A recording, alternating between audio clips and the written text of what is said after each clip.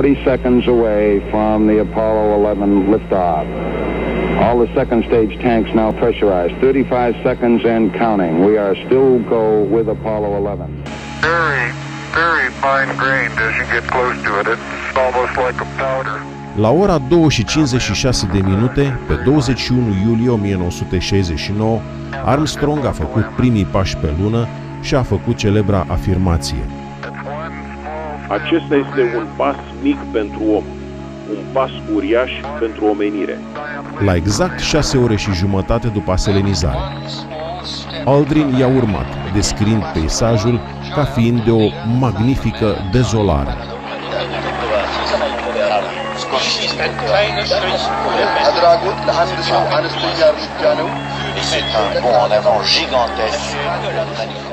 Ei au planificat mai mult de 2 ore plasarea pachetului de experiment științific și a drapelului Statelor Unite prin studierea locului de aterizare. Armstrong a activat apoi o cameră TV, o cameră specială de scanare redusă, incompatibilă cu semnalul TV analogic, așa că transmisia s-a realizat către un monitor special și o cameră TV convențională a filmat scenele de pe monitor cu semnificative pierderi de calitate. Semnalul a fost recepționat la Goldstone, în Statele Unite, dar cu și mai mare fidelitate la stația Honeysuckle Creek, în Australia. În ciuda unor dificultăți tehnice și ale vremii, imaginile fantomatice în alb și negru ale primului Eva lunar au fost recepționate și transmise către cel puțin 600 de milioane de oameni pe Pământ.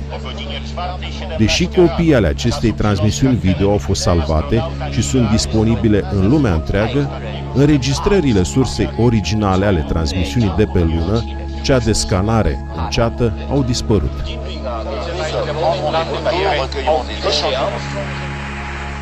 That looks beautiful from here now. It has a stark beauty all its own. It's like much of the high desert of the United States. It's different, but it's very pretty out here.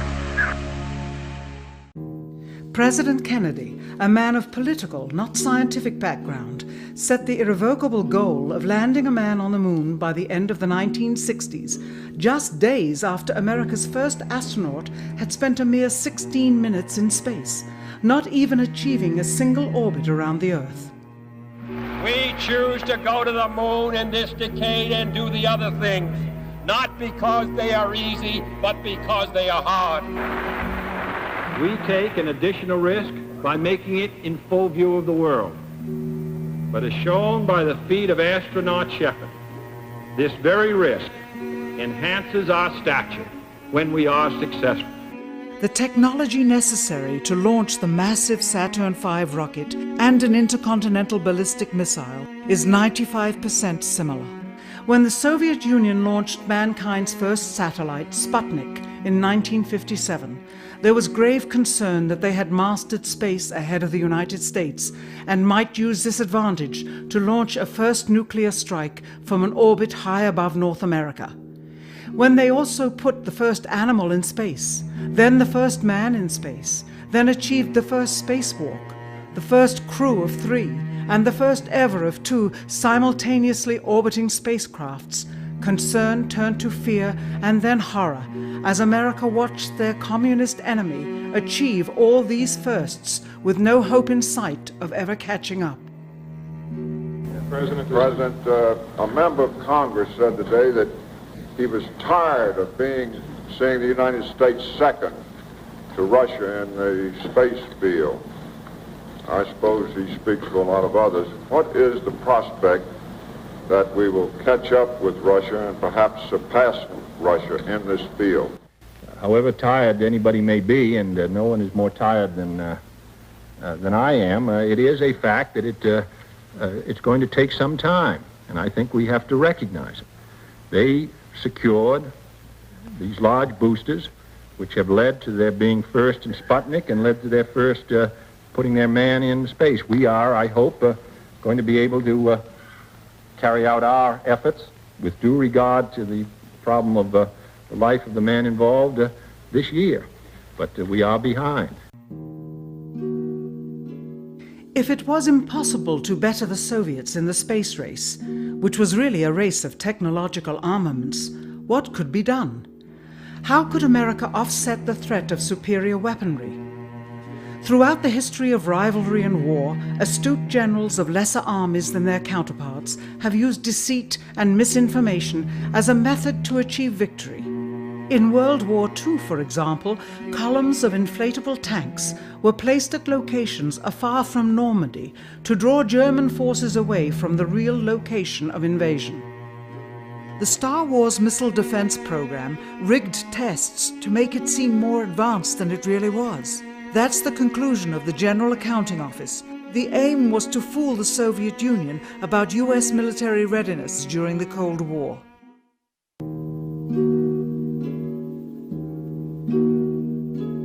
Certainly, it was not possible to fool just the Soviets about US strategic capability in the 1960s, while somehow informing 200 million Americans of the truth secretly. In order for them to believe the United States had the capability to go to the moon, everyone would have to believe it. Furthermore, the pride of a nation was at stake, and the goal of a martyr, not to mention the growing unrest domestically of a government throwing tens of thousands of lives away in a foreign war riddled with contradiction and ambiguity. In addition, the Apollo program had already spent billions of dollars. If it failed to achieve its goal with such an investment, it would indeed be a large and bitter pill for the taxpayers to swallow. The cost of the program, whose sole goal was to be the first to plant a flag on the lifeless rock just outside the Earth, if adjusted for inflation to the 21st century, was $135 billion. With a profit margin of just 7%, this would be equal to over $9 billion profit going to the privileged contractors chosen by their friends at NASA. If the machinery was in fact only achieving Earth orbit, as other earlier missions had already done, then the completion and functionality of the other components would not have been as important, and even more profit would have been made. $135 billion could feed 2 million people for their entire lives. It could also buy 2 million two-bedroom houses. Yet how could such an undertaking be kept sacred, and for such a long time? To the latter, one needs only to remember that an unsolved riddle 6 years older, the assassination of President Kennedy, still daunts the minds of the vast majority of Americans. As a parent of a conspiracy, as his assassin being assassinated himself, the truth of the matter has still escaped history. In keeping a secret of the magnitude of the Apollo missions being fraudulently created, one turns to the Manhattan Project for comparison. Surreptitiously building the first nuclear bomb during the early to mid-1940s involved 129,500 people over a 3-year period. Yet the secret did not get out.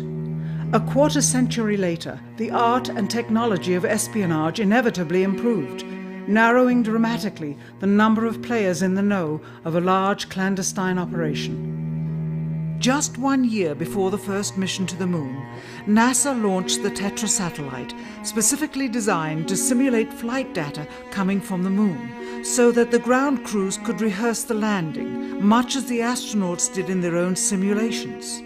Had it not supposedly fallen back to Earth, all that would have been needed during the actual flight would be a repeat of one of these computer programs, with a few original variations, transmitted to the satellite for rebroadcast to Houston. Scores of computers and their deceived operators on the ground would then receive prearranged information, including the alleged location, altitude, and fuel consumption of the spacecraft, as if it were descending to the moon's surface. If the Soviets tried to find the actual location of an Apollo crew in the hundreds of thousands of miles surrounding the Earth and the Moon, it would be tantamount to trying to find a rowboat in the Atlantic Ocean. The fact that the Apollo program was so departmentalized, with various construction and test sites around the country, meant that only a few people saw the whole picture. And for the first time ever, there was no independent press coverage of such an historical event. Whatever pictures and sound were distributed to the public were strictly controlled and previewed by the federal government. They were then disseminated unchecked until this hour. For who would realize that the unthinkable was not only possible, but absolutely true?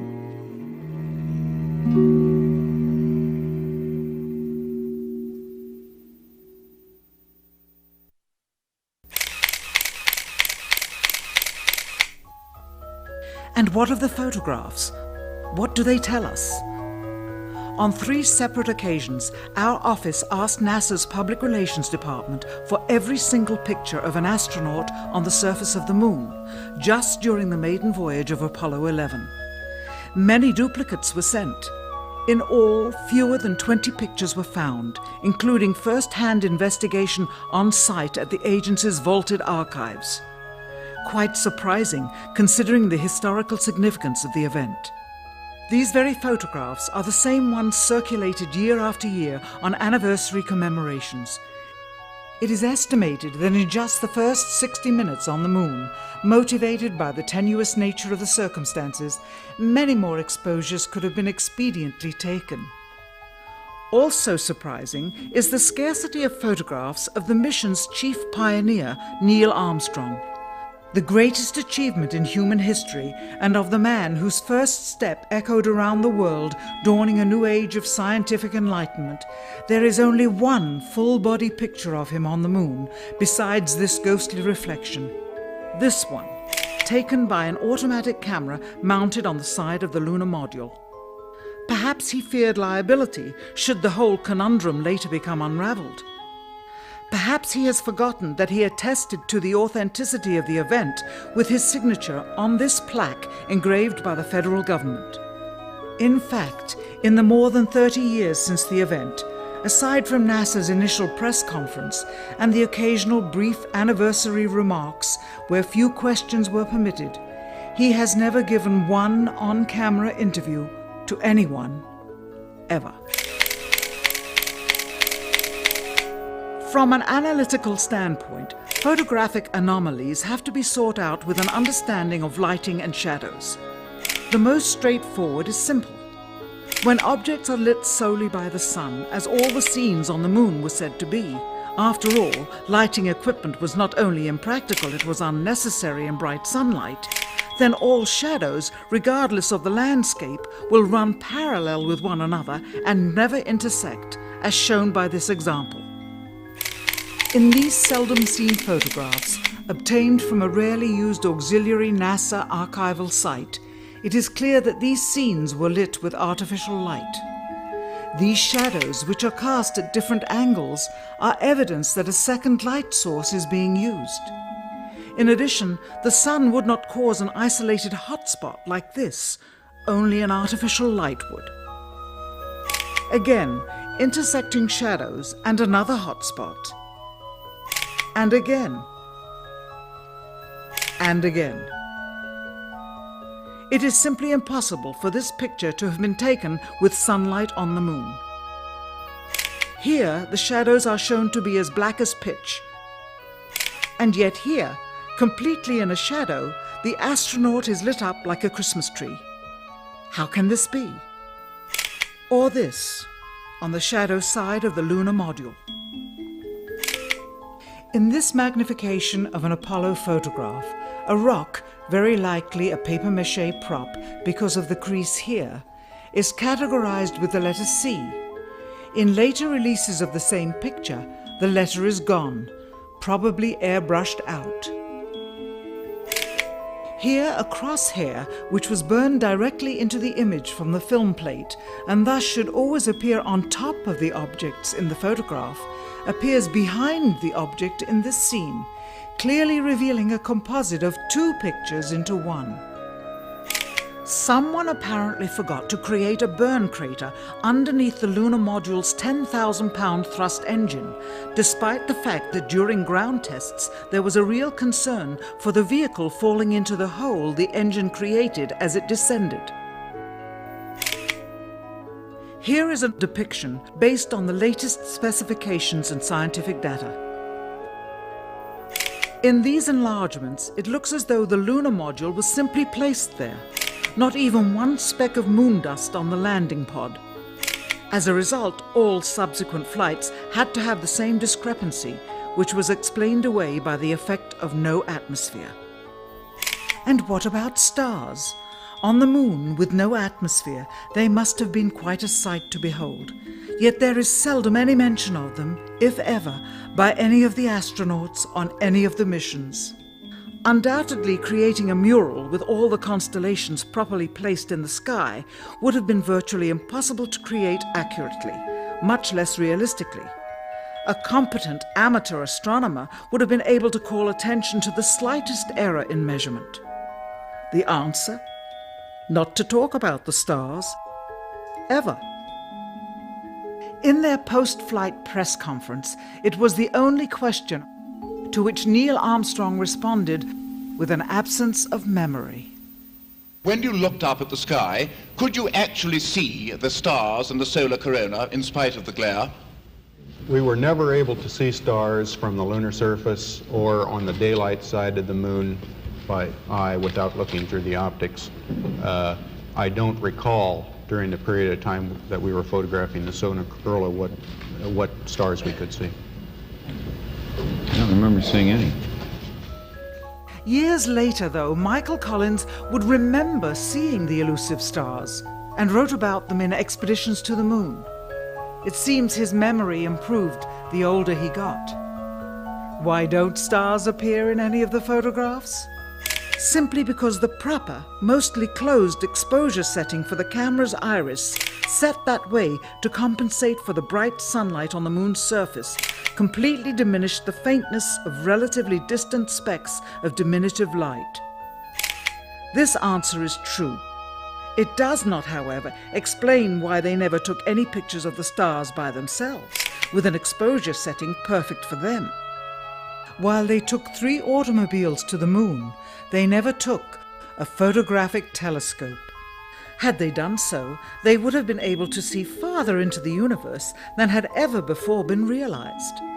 If they had taken a telescope and were not actually on the moon, they would have had to concoct undiscovered galaxies that might one day prove to be non-existent. The cost of the 3 moon rovers in 21st century currency? Nearly $60 million each, though they had fewer parts than a Jeep. Where was all this money going? Then there's the flag, blowing in the wind, at least twice, on the atmosphereless moon. We can only guess that most of the missions were staged inside, for fear of possible aerial or satellite reconnaissance from an unfriendly nation. The backpacks, designed for 1/6 gravity, must have had the cooling systems removed to allow for movement without falling over. With very near and hot studio lighting, that left one hot astronaut inside. Assuming that it was the astronauts inside, after all, their faces were always covered.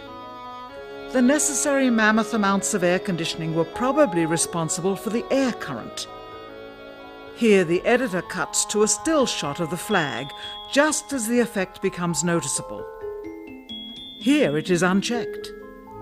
This rare clip, attained decades ago, was never re-released with the inevitable increase in experience and scrutiny. To demonstrate 1/6 gravity, a bouncy, floaty feel to the astronauts' movements would be similarly achieved with relative simplicity. Slow motion. You are viewing the scenes as they aired more than 30 years ago. Now let's look at them with the speed doubled. It becomes discernible that they are, in fact, in Earth's gravity, and are no more leaving the ground than they would on Earth.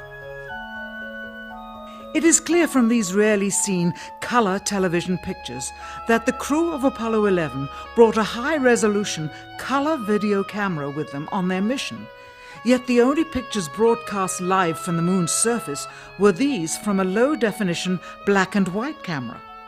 In fact, the networks complained because in addition to this, they were forced to shoot the images, second generation, off of a projection TV of the technology of 30 years ago, and were not even allowed to take a direct feed, which further degraded the quality and clarity of the images.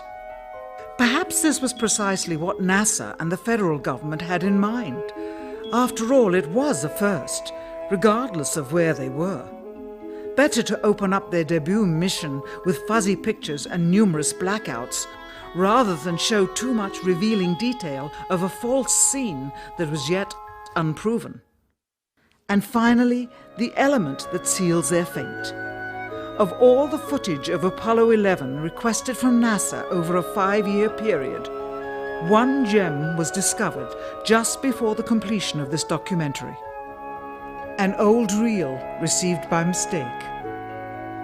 It contains the raw or unedited footage of the crew of Apollo 11, Michael Collins, Edwin Aldrin Jr. and Neil Armstrong, staging part of their mission for nearly an hour in living color, with exceptionally clear behind-the-scenes audio of conversations discussing the techniques used to achieve a disingenuous picture depicting the Earth at a distance, in order to falsely demonstrate their far journey from it and their ability to survive passing through the Van Allen radiation belts. It cannot be misconstrued that this staging was done for some other reason prior to the mission, for the reel itself is slated and dated July 18th, 19th and 20th, 1969, the very days of the mission when they were said to be approaching and achieving lunar orbit. Furthermore, it is apparent they are in genuine zero gravity aboard the actual spacecraft, necessary to convince the mass media of their authenticity, just not any further than Earth orbit, as you will see. In this never-before-seen or heard footage, not only is the radio conversation between the astronauts and Houston Control audible, there is a secondary, private conversation taking place between the crew and a third confidential party, prompting the astronauts with what to say, when to speak, and how to effectively manipulate the camera to achieve the desired misleading effect. NASA claims that the Houston transmissions were the only ones taking place with the astronauts. Listen now as Houston Control initiates a conversation with the crew, only to find them too preoccupied with the behind-the-scenes trickery to respond. Moments pass and the oversight is picked up on by the clandestine third party, who quickly prompts them with talk. Immediately, Neil Armstrong speaks. Hello, Apollo 11. Houston, Goldstone says that the TV looks great. Over.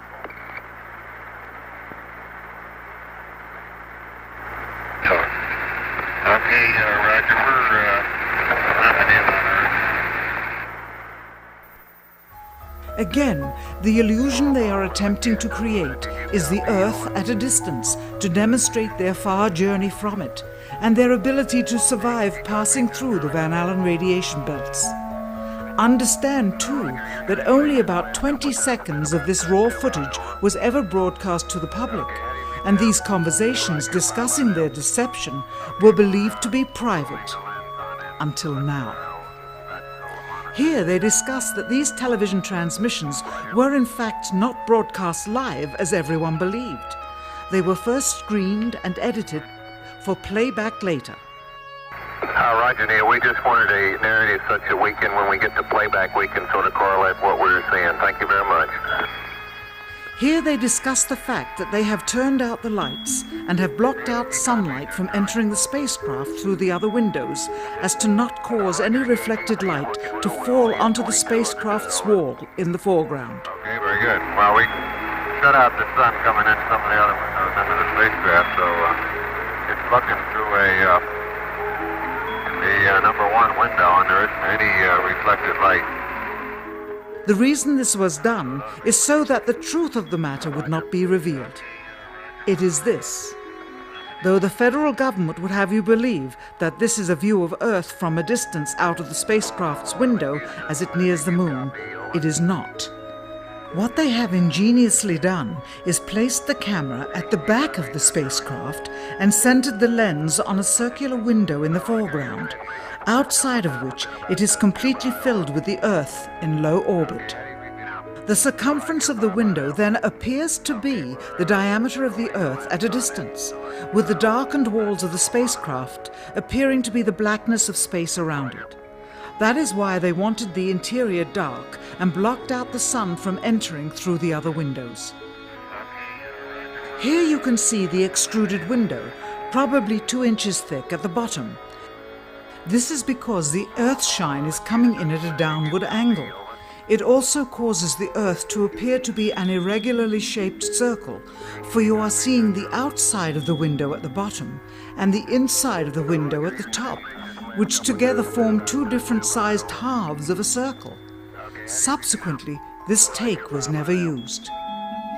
As they perfected the shot, a crescent-shaped piece of black material was inset slightly into the window to create the illusion of the Earth's terminator line dividing night and day. It is uncannily convincing. During this segment, intended to be edited and played back later for the worldwide television audience, dated July 18, 1969, Neil Armstrong condemns himself as he states that he is 130,000 miles out, or halfway to the moon, as the NASA flight log also states on this date, when he is in reality in low Earth orbit of a few hundred miles. Roger, Houston, Apollo 11. Calling in from about 130,000 miles out. Here, during another segment, also intended to air after review, Neil Armstrong falsely explains to the viewers how the shot is attained by putting the camera's lens to the window's glass, as it would have to be if they were the claimed distance away from the Earth. We only have one window that has a view of the Earth, and it's filled up with a TV camera. If the window was completely filled up with a TV camera, as he stated, then an astronaut's arm would not be able to get between the camera and the window, as it obviously does here in this outtake.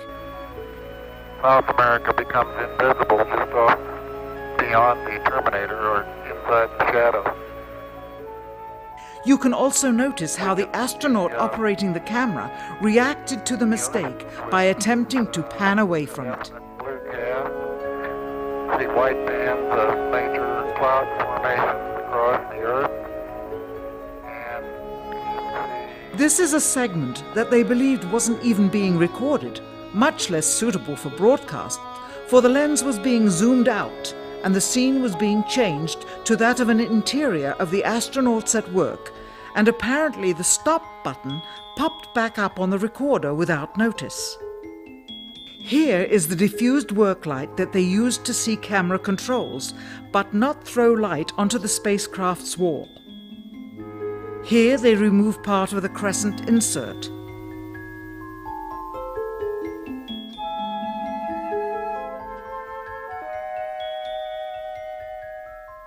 Finally, the iris is opened up and you can see the real location of the camera and the very bright and near Earth out the window. Here is the slate for the 19th of July. And the same shot of trickery on the 19th of July. And then the 20th. And the same misleading shot on the 20th. Later that evening, they were said to be walking on the moon. How can this be when they were in Earth orbit only 9 hours earlier, and the moon is some 3 days' journey away? Furthermore, if they genuinely went to the moon, why would they be faking any part of it? Why this trickery with the window? By faking being halfway to the moon, it becomes apparent that they did so because they could not even go halfway. It thus confirms that the stumbling block to their success was the lethal radiation of the Van Allen radiation belts. Since the same equipment was used on the subsequent missions in the 40 months that followed, none of them could have gone to the moon. They only increased their proficiency at staging them. When some TV viewers of the second manned mission to the moon telephoned the networks complaining that reruns of I Love Lucy were being interrupted, it became clear that for the taxpayers, once was enough. But it wasn't enough for the government and contractors. Billions of dollars of pure profit went with each return. How coincidental that the following mission would have the element of life and death jeopardy. Apollo 13. Now the public would take going to the moon more seriously and be reconnected with the drama. We now realize that perhaps the reason Neil Armstrong has never given an on-camera interview is because he doesn't want to lie anymore.